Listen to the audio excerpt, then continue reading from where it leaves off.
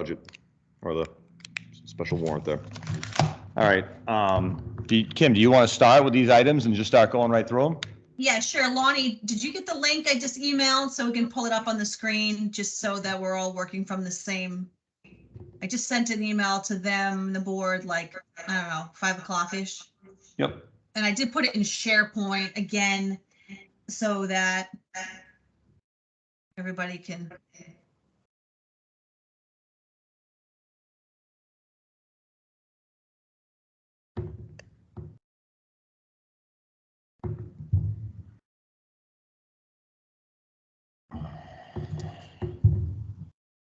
Unless you guys have it in front of you and you don't need me. You want me to pull up the spreadsheet, Kim? Is that what you want? Well, I'm just making sure that everybody has the same thing in front of them, right?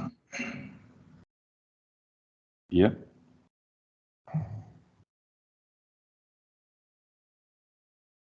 Yeah. So the 23 articles. I have that, but the spreadsheet, I don't have the spreadsheet. I just have the 23 articles in that email, I believe, Kim. There should be 2 links right in it, the warrant Oh, and you know, then I think the Excel spreadsheet, the spreadsheet's there. It's just a tiny little link, just a little bit below the other one. I see it now. Well, so the link takes you to SharePoint. Can you get it to work, or do you want me to send you? I'm opening it right now. Yep, I've got it. Okay. You got it? is that the one down bottom funding, that one funding, all these, no? Yep. Is that the ones? Because I see a bunch of links that it's okay, I have them all. Yeah, I've got this one right here. It's all tabbed out. Was it? Yeah. Yeah, that's one, so yeah. if it's- Yeah, that's what I got, yeah, Oh yeah, I can see you guys on here. okay. Cool.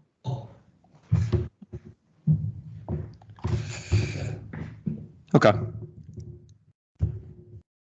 Okay, so typically, I'll just talk a little bit about what a special town meeting is, right? Which is, it's our first meeting post the annual town meeting and when we set the budget. Typically what we do financially at the special town meeting is recognize any additional revenue that we may have brought in the previous year through growth, which is excess levy, or we have the amount left over at the end of the year that we didn't spend, or any additional revenues that we weren't anticipating. They get certified by the state and we call that free cash, right? So loud I can hear myself in that room. Yep, we can hear you. Yeah, but I can hear myself. So the second tab on that spreadsheet, I usually start here, is the funding page. Okay. And those 2 numbers I was just talking about. So for free cash for this year, we certified at 165,818. And then for excess levy, that's about $130,000. Okay, those are the key ones to know. And typically, anything that's a reoccurring expense that you're going to want to consider, I'm talking about something that's like a salary or a wage or something, you really want to look at excess levy for that, because that's reoccurring revenue that the town will get every year going forward. Free cash is one-time money, basically for those odds and ends, things that we want to pick up or buy or put away to save for something later. So we have, I think there's 23 articles on the warrant itself. Of those, 16 of them are financial. Yep. The first one, oops, my watch is talking to me. The first one traditionally is bills of a prior year.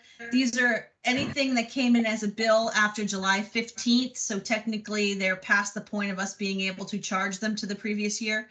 So we had 3. I put little notes to the side. You can see one was a public hearing notice, one was a plumbing training bill, and then one was a Concom training reimbursement. So these are small amounts. The FinCom typically recommends the funding source for these articles. I put down recommendations in this column. That's, you take it or not. That's my recommended place that if I was on the FinCom would be recommend from free cash for those, because they're one time, not reoccurring. Okay. Yep, that makes sense. Yep. So that's Article 1.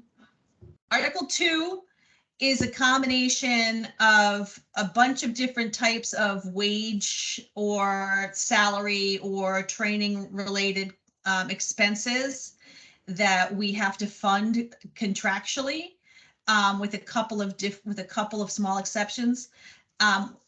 The previous select board in May of last year, we had all of our contracts had already awarded a 2% COLA. The previous select board at the time voted in May to give an additional 2%. Typically, when I do the budgets for any given year, I automatically put 2% in, but I need the additional 2% to cover that. So that is what that calculation is here for most of these, with a couple of exceptions, and you can see in my comments. The police department, the fire department, and highway are the outliers here. They both chiefs need some additional funding for overtime, and then police, fire, and highway also had significant. We had turnover, and whenever we have a turnover, a long-time employee, we cash out all their time, and that we take it right from those lines, and that's a big hit. Some to the tune of $6,000. We had a person in highway leave, and they got $9,000 cashed out in benefits when they left. So we need to put money back into those lines to be able to continue to fund just the wages for the rest of the year. The rest are pretty straight. The only other one that's different down here is on the bottom. You can see this little note that says that we have an IMA with Blackstone. You may have heard, the town of Blackstone and the town of Mendon entered into an agreement in order to share fire chief services. And that has already started. It's underway. There's 2 articles on here related to that for us, but this amount that you see here is the amount that I need to transfer into the salary line in order to cover the entirety of the expenses for the thing. We are getting reimbursed by Blackstone revenue for their share of it, but that wouldn't show up in an expenditure line like this. So this is just so that we have the space in that line and the funding in the line in order to actually pay him. The other one is, you can see in Article 4 further down, there's another $20,000 here, and we're transferring that from dispatch, which, we regionalized. And so we have that money available in order to put another $20,000 in there. So we'll have 45 going in to cover that additional cost for that agreement. And that's already in place. It's operational. So for here, I've just totaled on the bottom just to make it easier.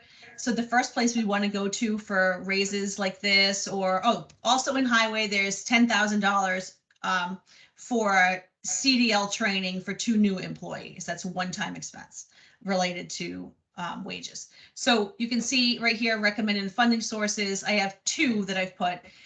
Here's where we really want to capture all of the excess levy, right? Because these are for 90% of this, it's reoccurring expenses that town is going to continue to see. So that's really where you want to put your excess levy. The board also has about $30,000 available in a line called Reserve for Negotiations. That's in our operating budget. And in order to cover this entirely here, we need about 13.9 from that. So if you looked onto the second page and you saw the funding page, you could see the 130 basically reduced from that line, and then the 13.9. Article 3 is a bill for weights and measures. It's $1,500. Again, free cash, that's one time. The shared fire chief agreement, I just said we're going to transfer from dispatch. Just as a reminder, we went into a regional agreement last year, but we kept, I think, $50,000 in the budget line just in case there was a possible change or delay in the amount of the grant that we're getting. It's fully 100% funded right now, covered through the state with the grant that we got. So we have this funding available because we won't need parts of it. And then the chief will need the rest of that dispatch money in order to cover some costs related to emergency management, but that'll be later in the year. And if you have any, just a little aside, if anyone wants to look at any additional, more detail, you want to drill down in these numbers this year, I tried to put at least summaries down the bottom in the tabs for each of the items I'm talking about. So if someone wanted to get a little bit more specific on the numbers, you can see fire, tree warden, planning grants. It's all in tabs right at the bottom of the page. And if you click on there, then I tried to highlight the number so you could see what's in it. In case, you know, anyone is that curious. It's there. The next one is planning grant. So we actually received 2 grants for planning. We received our match for one of the grants for a planning grant for the planning board. It's $20,000, and that's to help complete the master plan. That's our share of that grant. And then the other one, we received a $75,000 grant from the state for regionalization and efficiency for a planning program that we started. That we started last year with Millville and Uxbridge. So we actually we received the funding 100% for the first year of the grant, which was the 75. This is the second year of the grant. So our costs here, same thing. If you were to look on the tabs, there's $20,000 in there for that match for the planning board's grant for the master plan. And then there's 35 in there for our share of the IMA for planning with Uxbridge and Millville. Okay. And those again are already signed, already in place, contractual agreements. Article 6 is a housekeeping item. It's there was money left over in the 350th account.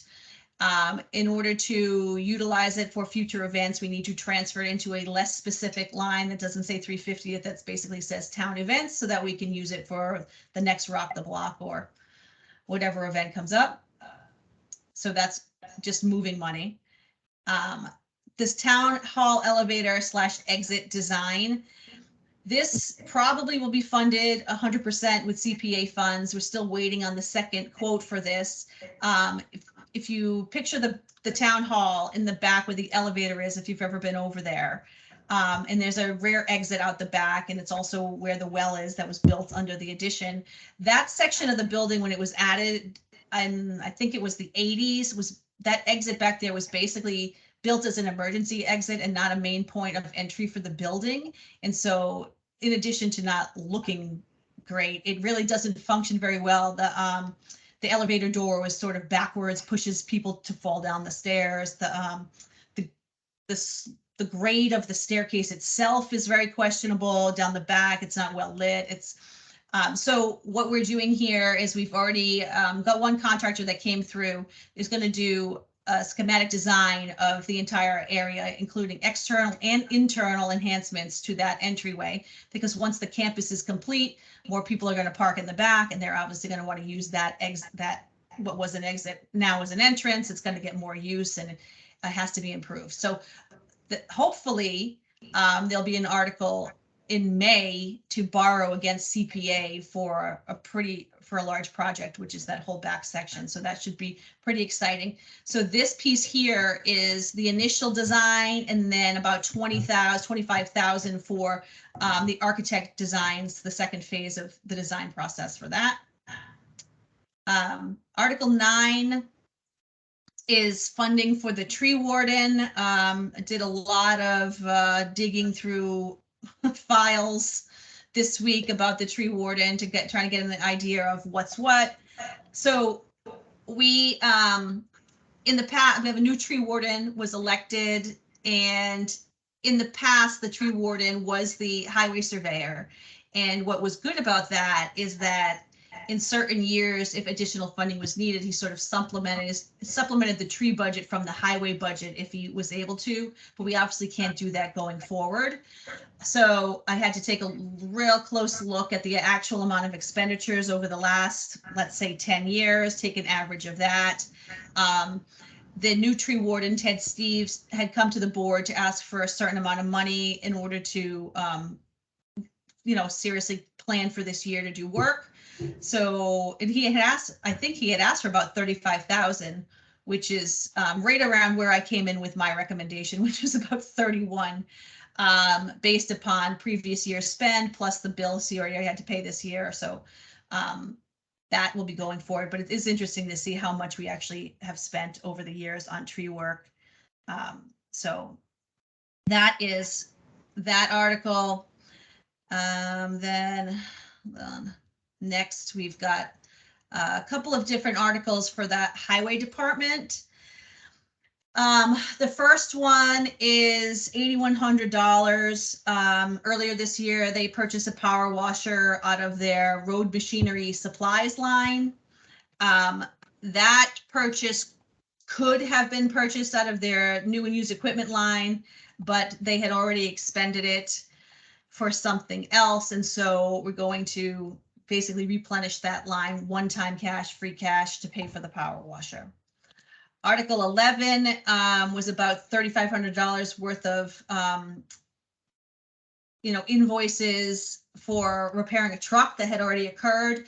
I did a little bit further digging in their budget, and I think that they have enough money. They charge correctly to the right line. I think that's the correct funding source, and I think they have adequate funding at this point to make it to the rest of the year, so we can pass over that article. Article 12 is still under development.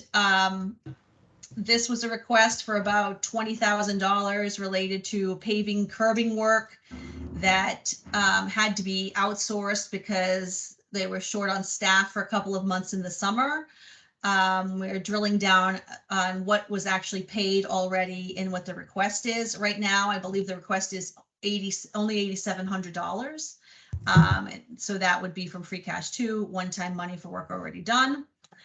Article 13 is a furnace replacement. It's like $9,890, I think is the invoice. Hasn't been purchased yet. That is one-time funding too from free cash for the highway garage. Article 14, I don't know too much about. The CPC is actually meeting on Thursday. I know that the number for 16 is correct at 24.9 for sports courts. They're repairing 2 courts. The other 2, I don't know what the numbers are. Those are estimates at this point, but all of that will come from CPC funding. And those are all the financial articles for the STM. Speak now or forever hold your peace. Kim, this is Jack. Hi, Jack. How are you? I'm Kim? good. How are you? I'm doing fine. Kim, thank you very much for that comprehensive summary. That was very, very helpful. Appreciate it. No problem. Kim, on the power washer, that just goes what, back into their general account, or does that go back into that account that they took the money from directly? Well, so it's interesting. There is so I said already, there is a line for 2 years ago. I think you were all, well, I think most of you were on the FinCom at that time. We actually started this, without getting into the weeds here. There is a line in his budget for, we started depreciating, depreciating his equipment. And so we started that 2 cycles ago. Basically, we took $1 million and change of equipment, divided it by 10 years plus interest. And basically that came out to about $56,000 a year. And we started adding that in the operating budget. And so that is there for these types of things potentially, right? Which is a fine funding source. The issue this particular time is that you will also recall, I think the previous budget, previous ATM, we had talked about considering purchasing a trackless and a dump truck. And at the time, it was decided that we would lease both things rather than purchase them outright because CapEx was pretty low at the time. But knowing that at some point we were going to have to actually identify a source for funding of those payments. So what has happened is that he charged, the first payment's been charged to this new and used equipment line, basically depleting it. And these other purchases, which should have gone there, now have nowhere to go. So they're being charged to operating line. So to answer your question, it's really 2 things. We're going to replenish the operating lines that he charged them from. And then 2, in the spring, you will probably see an article, and probably will for the next 5 years, that should be transferring the funds for those payments out of CapEx, right? Rather than operating, because they're a capital expense, not an operating expense. So so we probably could have put it on this one. We just missed it. it will make it to May. That's no big deal, but we will have to do it for the next 4 years, or we could try to continue to fund it within the operating budget, but $57,000 is a big swing for us out of an operating budget. So, but we could, I mean, it's the sort of thing we could take a look at again, more towards May, and see if we really need to transfer from CapEx or not, but we need to have a plan for funding. And, we'll get there. I don't think anyone's intention was ever to have it paid for out of operating. So that's. Sorry, the Kim, answer. hold on, Kim, 1 Yeah. second. I know the volume got turned down a little bit because it was Yeah. echoey, but it was hard to hear a minute ago when there was a truck driving by. Could you turn the volume up just a little bit better? Can you hear me now? No, less. Actually, last week, volume up. Yeah, That's good. That's plenty extra. try that. You want me to tell you that all over again? No. Just the very, I apologize. Just the very, very last part got cut out. I just didn't hear the last part, like the last So sentence. basically what's going to happen is we're going to replenish those other lines that Sure. he charged this stuff to. And then in May, we're going to have to transfer something out of CapEx to cover this payment. I mean, or some plan about how we actually are going to make the rest of these payments, right? So that has to be done. Okay, that's perfectly good answer. I appreciate that. Thank you very much. I have a question so in Article 2, I know the payouts. Yeah. Do the town employees have a cap as to how much they can, like how many hours they can keep, or is it unlimited? So good question. So we have a personnel policy, and then we also have a bunch of different contracts. We have 4 union contracts and then individual department head contracts. Everyone accrues time. We're only supposed to be able to carry over up to 5 weeks per year. That's the max, right? And we don't pay out sick time. We only pay out vacation time or personal days, so in those, we've had a couple of, like I said, we had a long-term employee leave in May, and their payout alone for their time was $9,000. But they had been here for almost 17 years. So, it does happen, but those amounts will lessen and lessen over time, because let's face it, no one stays on one job that long anymore. But we also, we do all sorts of things to try to cover our liability with that. A couple of years ago, we introduced both short-term and long-term disability, and then cut down on the amount of sick time that we actually carry just in general, to, decrease our liability. So we try different types of things, but we got a couple more long-term employees that, we have a lot. We probably have 4 or 5 more long-term employees that will have big payouts eventually. Okay. Thank you.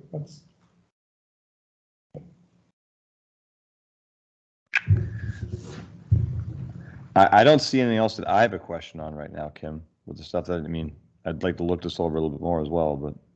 Yeah, so what I would need from you guys, and you can either do it tonight, we've also posted for our meeting on Wednesday if you want to. You don't have to. Like I said, I don't see any significant changing in these numbers, or what they are, right, between now and next week. But you do need to vote on a funding source for each one, right? And then a recommendation for funding, just in general, yes or no. That should be from you. And then we will, once you have done that, we can prepare the motions together, and I'll add the lines and I'll add the article, where they're going, basically what line it goes into, that stuff, the minutia about where it goes, because this stuff really gets done on the motions on the floor rather than just on the warrant, the detail. Okay. That makes sense. Jack, do you have any other questions? Yes, thank you very much.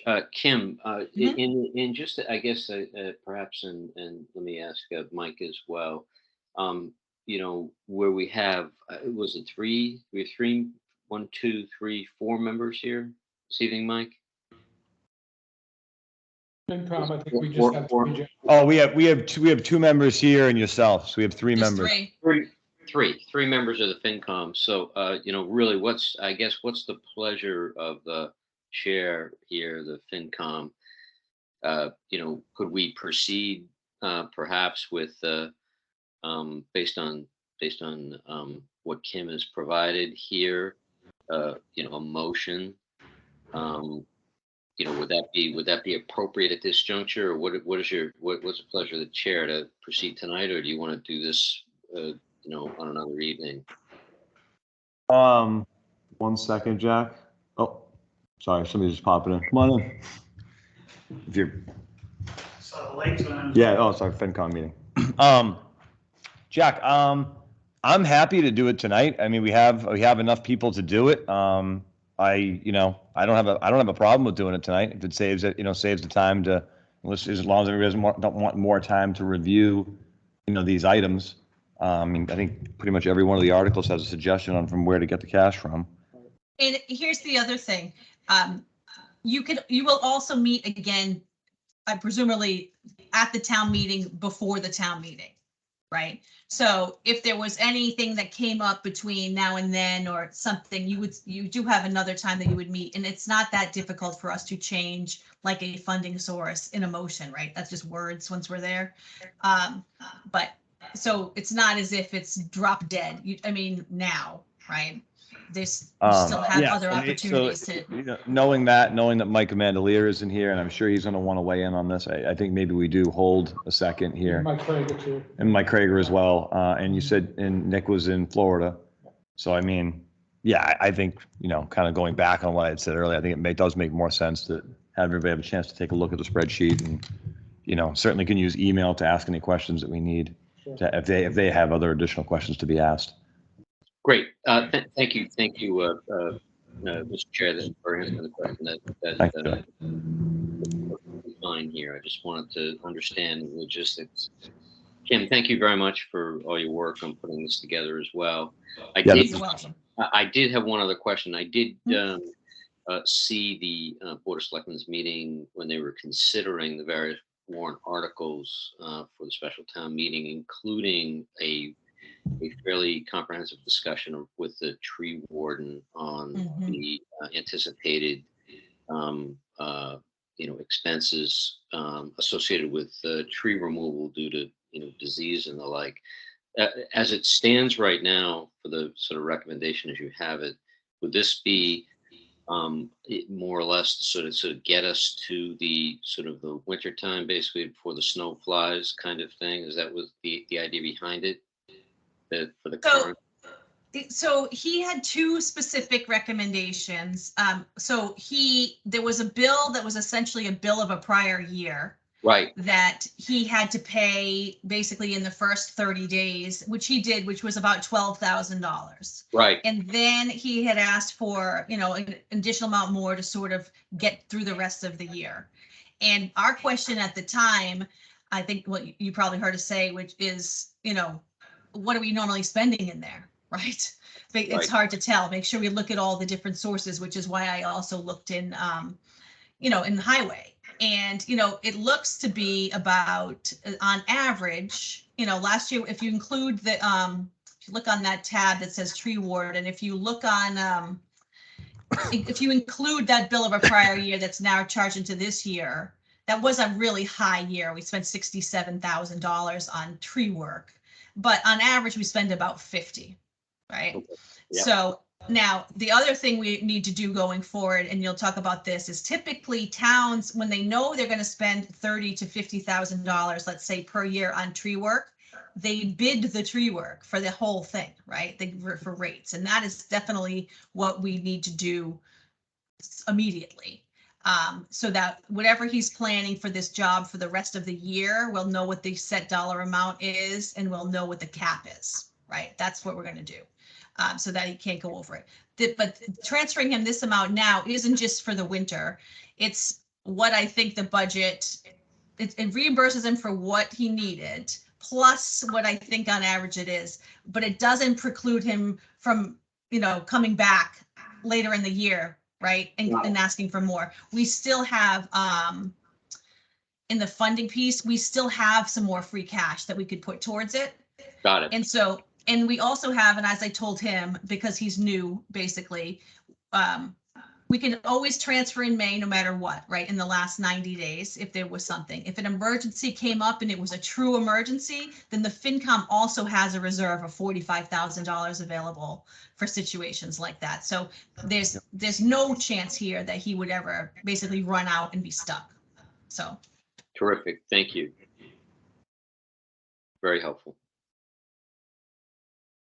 No further questions from me, Mike, and thank you very much, Kim. Thank you, Jack. Norm, you have any other questions? Nope. Oh, sorry. No. I'm just, out of my head. I'm set. Any other questions? Yeah. No.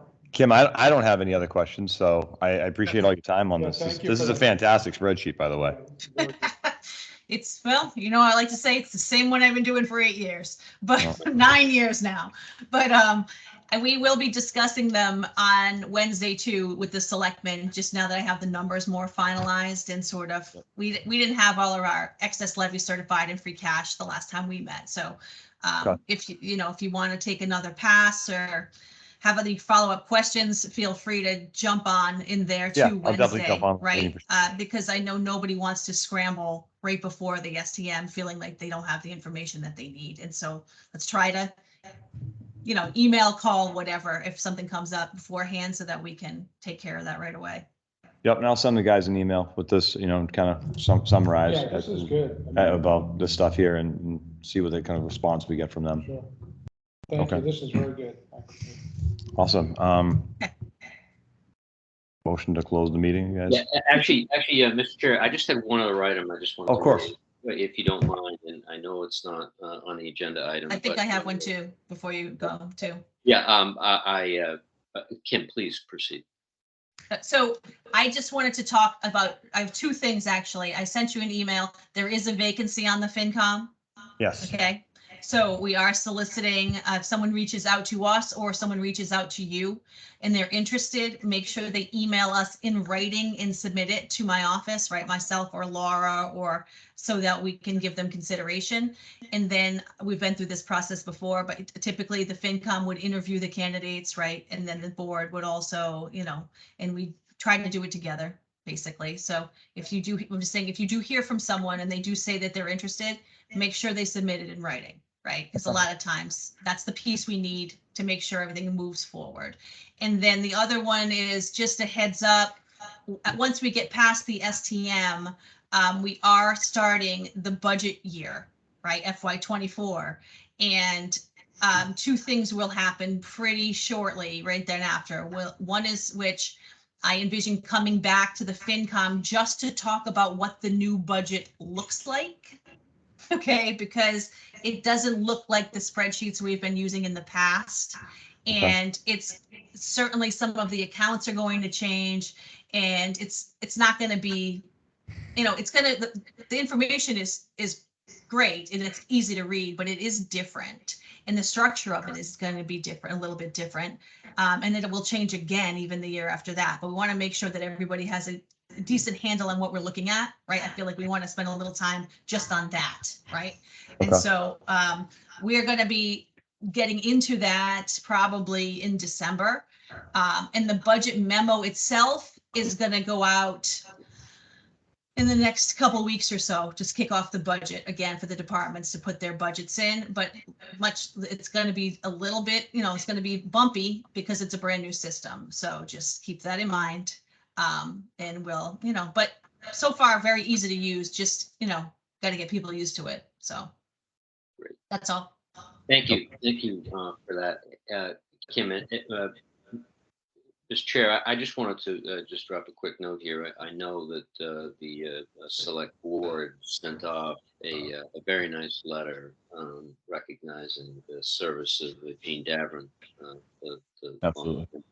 clerk of the FinCom, and I just wanted obviously the record to reflect. We don't have the full members here, but I'm sure that the full members will join me in thanking Jean for the many years of dedicated service to the community and also to the finance. Yeah, agreed. I agree. That's a long legacy to follow. And very nice letter by the select board to Jean in recognition of that. I thought that. Absolutely. Any other business, gentlemen? No other business, motion to adjourn? I'll second. Meeting adjourned. Thank you, everybody. Kim, Thank you. thanks a lot. Thank you.